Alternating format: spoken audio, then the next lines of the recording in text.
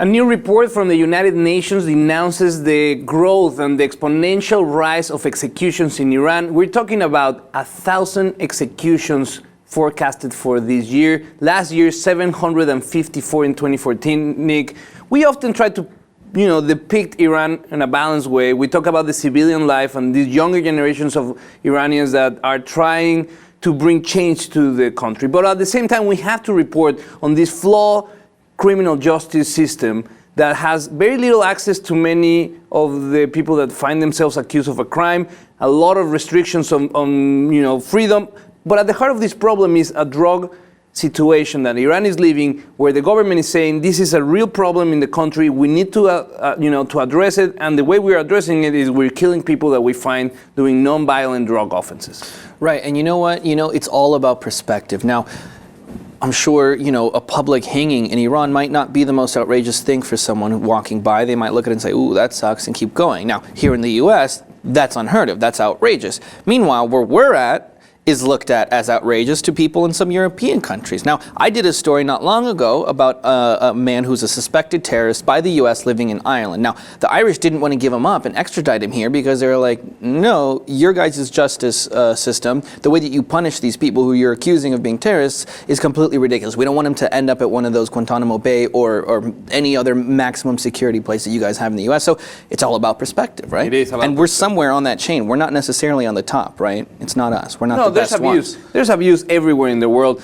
Ahmed Shahid is the main investigator for the United Nations in what it pertains to human rights in Iran, and he says that the majority of these executions are in violation of international law because they are using the capital punishment for non-violent offenses and to punish juveniles. And I think that's a very important point of information that we have to keep, Yes, it's about perspective, but at the same time, there are international agreements that have not been respected, and the rate and the increase is what really, really is scary. In the first 7 months of this year, we have 694 people. They think that, up to today, we have over 800 individuals that have been executed, 60% of them for non-violent crimes. And one of the big points that we have to remember is that no special envoy or investigator from the United Nations has been allowed to go into Iran since 2005. The only work that they've been able to do is recently they were able to meet with some of the officials from Iran to get the information and to start having this collaboration and say, you can't keep doing that. You have to halt all executions. That is what the UN is actually asking from Iran.